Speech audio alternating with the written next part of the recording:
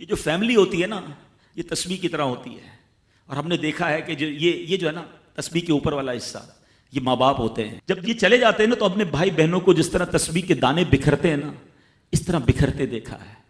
جب تک ماں باپ ہیں پہلے تو ان کی برکتیں لینا، اور جب یہ چلے جائیں نا تو یہ دانے بکھرنے مت دینا، جوڑ کے رکھنا اپنی فیملی کو. یہ فیملی یہی تو پیار ہے زندگی میں. تھوڑے سے پیسوں کے لیے بھائی بہن لڑتے ہیں، جائیداد کے لیے بھائی بہن لڑتے ہیں، تھوڑے کاروبار کے لیے لڑتے ہیں. ارے قربان کر دو، کوئی بات نہیں، بھائی کو تھوڑا زیادہ چلا جائے، بہن کے میری بہن کے گھر میں ہی جا رہا ہے نا، یہ تیرا ہے، یہ میرا ہے، نہ کیا کرے. یہ گھر کی محبتیں آپ کو بہت ساری بیماریوں سے بچاتی ہیں. حدیث پاک میں آتا ہے جس کا مضمون ہے جو چاہتا ہے کہ اس کی زندگی میں اضافہ ہو جائے، عمر میں اضافہ ہو جائے، بری موت سے بچے، اسے چاہیے کہ وہ صلہ رحمی کرے. صلہ رحمی کیا ہے؟ اپنے رشتہ داروں کے ساتھ اچھا سلوک. اور رشتہ داروں میں the closest family member جو ہے وہ بھائی بہن ہیں، وہ ماں باپ ہیں، بیوی بچے ہیں. ارے ان کو چھوڑ کر دنیا سے محبتیں جتا رہے ہو؟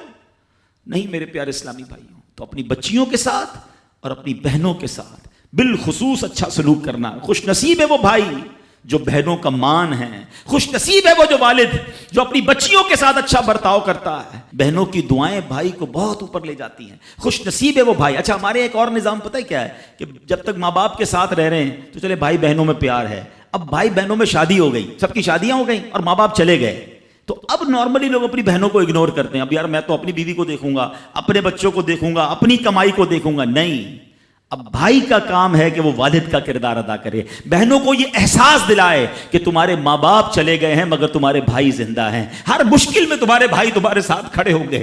کبھی بہنوں کو یہ ریئلائز مت کرانا کہ وہ اکیلی کہیں کسی پرابلم میں ہو تو وہ اکیلے میں سوچے کہ میرے ماں ہوتی تو میں ماں سے بات کر لیتی، باپ ہوتا تو میں باپ سے کہہ دیتی، بھائی کو کیا کہوں وہ تو سنتا ہی نہیں ہے. ہیں ایسے بھائی آج بھی کہ بہنیں انہیں اپنا دکھ بھی شیئر نہیں کرتی ہیں، بلکہ بھائیوں کو پڑی ہی نہیں ہے بہن کدھر گئی. یہ مت کرنا. اگر تم اپنے ماں باپ کی روح خوش کرنا چاہتے ہو نا تو بھائی بہن جڑ کے رہو، بھائی بہنوں میں پیار رکھو. یہ پیسہ سب کچھ نہیں ہے. ارے جو کچھ میرے پاس ہے اگر میرا بھائی بہنوں پہ خرچ ہو جائے تو اس سے اچھی کیا چیز ہے.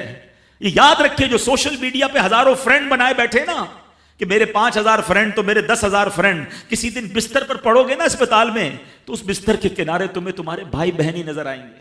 وہ سوشل میڈیا والا تمہارا جو سارے دن چیٹنگ جس کے ساتھ واٹس ایپ پہ لگے ہوئے ہو نا گروپ میں، کوئی نظر نہیں آئے گا. جب تمہارے گھر میں کوئی بچے کا پرابلم ہوگا، آدھی رات کو اگر تمہارے گھر کوئی آ کے تمہیں دلاسا دے گا تو تمہارے بھائی بہن ہوں گے. بہنوں کو حقیر نہ سمجھنا، یہ ان لوگوں کے لیے بھی درس ہے. اسلام جب نہیں آیا تھا نا تو بہنوں کے حقوق نہیں تھے، ان کو کوئی ورثے میں حق نہیں دیتا تھا، بہنوں کی شادیاں نہیں کرواتے تھے. مگر آج بھی کچھ قبائل سنا ہے ایسے ہیں، آج بھی بدبخت کچھ لوگ ایسے ہیں جو بہنوں کے حق دبا لیتے ہیں. ارے بہنیں تو غم گسار ہوتی ہیں، بہنیں تو بھائیوں کا مان ہوتی ہیں. ارے بہنیں ہوتی ہیں تو گھر میں رونق ہوتی ہے. ارے بہنوں کو عزت دیا کرو، بہنوں کو پیار دیا کرو. اللہ کے حبیب فرماتے ہیں ایسا بھی ہوا کہ کچھ لوگوں کی ماں باپ جلدی چلے گئے، اب بھائی پر بہنوں کا بوجھ ہے. ایک صحابی کے بارے میں آتا ہے ان کی 6 یا 7 بہنیں تھیں اور سبحان اللہ وہ اپنی بہنوں کو انہوں نے پالا، اپنی بہنوں کو باپ بن کر پالا، ان کے بالوں میں کنگھی بھی کرتے تھے. اور جب بہنوں کی شادیاں ہو گئیں، بہنیں بڑی ہو گئیں، اپنی شادی تاخیر سے کی اور شادی بھی کسی بیوہ سے کی.